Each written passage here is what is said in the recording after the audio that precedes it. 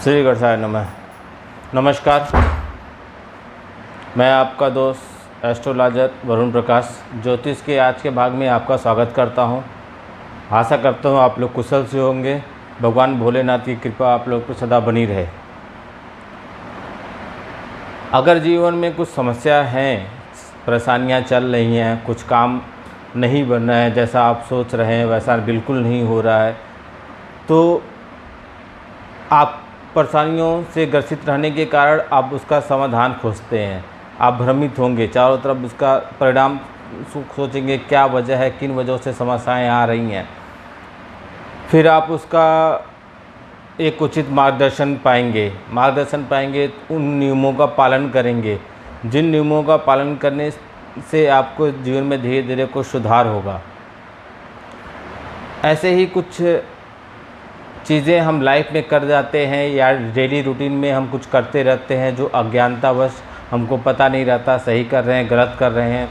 अगर उन चीज़ों पे हम ध्यान दें और कुछ चीज़ें पे हम नित्य कर्म में ही सुधार करें तो हमको उसके परिणाम धीरे धीरे कुछ पॉजिटिव मिलना चालू हो जाते हैं और जीवन में हमको कुछ सुधार, खुशियाँ फिर धीरे धीरे मिलने लगती हैं। आज मैं कुछ 8 ऐसे पॉइंट पे, बिंदुओं पे चर्चा करूंगा जिनको आप अपने दैनिक जीवन में लागू कर लें। आप इसको डेली रूटीन बस अपने साथ करें और देखिए आपके जीवन में थोड़ा थोड़ा परिवर्तन आपको नज़र आएगा। जो नकारात्मक चीज़ें चल रही थी वो अब सकारात्मक होंगी।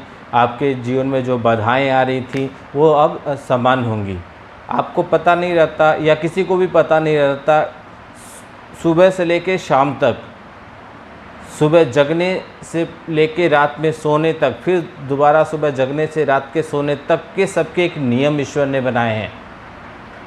सुबह कब जगना चाहिए, कब जगने के बाद हमें क्या करना चाहिए, कैसे जीवन का पूरे दिन का दिनचर्या बनानी चाहिए, रात में हमें सोने से पहले क्या करना चाहिए, सोना कैसे चाहिए। इन चीज़ों के लिए ईश्वर ने सभी विधि विधान बनाए हैं, लेकिन लोगों को अब मालूम ये चीज़ें नहीं रहती हैं। लोग अपने हिसाब से अपने जीवन को चलते रहते हैं और अब लोग तार्किक हैं। आप किसी को कुछ बताएंगे तो उनको लगता है कि आप उनको गलत बता रहे हैं, जबकि आप पूर्वजों को देखें तो पूर्वज आज के समान जो जीवन चल रहा है इसके तुलना में कुछ ज़्यादा सुखी थे। आपस में गांव वगैरह में देखिए तो लोग एक दूसरे पे एक जगह बैठ के बातें करते थे। अब तो किसी के पास बैठ के बात करने का, विचार विमर्श करने का समय ही नहीं है। पहले लोग ज्ञान आदान प्रदान करते थे। होली वगैरह में आप देखिए एक दूसरे के घरों पे लोग जाया करते थे, कीर्तन वगैरह हुआ करता था। अब ये सब चीज़ें लुप्त हो गई हैं। क्यों? क्योंकि अब सभी लोग खुद को बहुत ज्ञानी समझ रहे हैं, दूसरों पे जल्दी वो विश्वास नहीं करते, जो बताए हुए मार्गों पे चलना नहीं चाहते और फिर कहते हैं हम परेशान हैं। मैं कुछ 8 बिंदुओं पे आपको बताऊंगा और आने वाले हर वीडियो में आपको ऐसे दैनिक जीवन में होने वाले कुछ चीज़ों को बताऊंगा जिसमें आप परिवर्तन करके ऐसे ही आप अपने जीवन को खुशमय बना सकते हैं। पहला पॉइंट ये है कि जब भी आप सोएं तो आप पूरब की दिशा में सिर करके सोइए। पूरब की दिशा में सिर करके सोने से आपकी बुद्धि क्षमता बढ़ेगी, मस्तिष्क का विकास होगा और आपको ज्ञान की धीरे धीरे बढ़ोतरी होगी। दूसरा है पश्चिम और उत्तर की तरफ सिर करके मत सोएं, इससे आपकी मानसिक चिंताएं बढ़ेंगी, उम्र की कम होंगी, उलझने टेंशन बना रहेगा।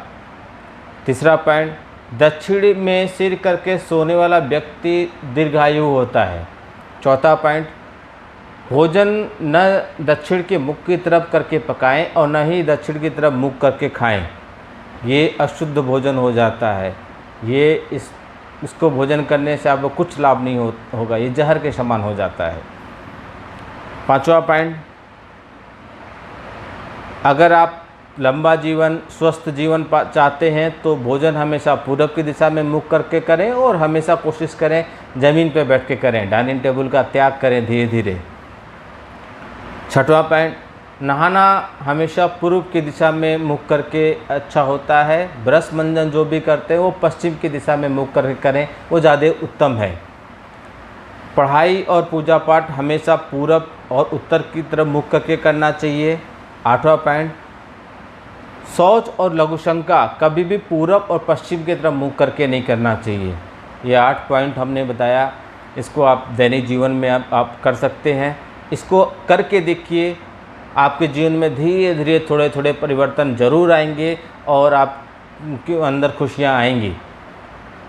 मित्रों, हर चीज़ के लिए उपाय बना हुआ है। सुबह जगने से लेकर रात को सोने तक का ईश्वर ने सभी चीज़ का विधि विधान बनाया है, लेकिन अभी कोई उसका पालन नहीं करता है। मैं हर दिन आपको ऐसे छोटे छोटे चीज़ों पे बताऊंगा, छोटे छोटे उपाय बताऊंगा जो आप नित्य जीवन में शामिल करके अपने जीवन में परिवर्तन ला सकते हैं। नवरात्रि का महीना आने वाला है। नवरात्रि में हर दिन मैं आपको छोटे छोटे पूजा के विधि बताऊंगा, छोटे छोटे विधान बताऊंगा, छोटे छोटे मंत्र बताऊंगा, जिनको आप जाप करके माता लक्ष्मी को प्रसन्न कर सकते हैं, देवी माँ को प्रसन्न कर सकते हैं, जिनसे आपको उनका भरपूर आशीर्वाद मिले। कुंडली में कौन सा ग्रह किस स्थान पे हैं, इसका विश्लेषण करके आपके कुंडली में आपके जीवन में कौन सा काम करना उचित है, कैसे जीवन का यापन किया जाए, इसके बारे में विस्तृत करके हमारे कार्यालय के दिए हुए नंबर पर फ़ोन करें, अपॉइंटमेंट बुक करें और कुंडली का विश्लेषण करा लें, और वो आपके लिए अति उत्तम होगा। धन्यवाद, नमस्कार।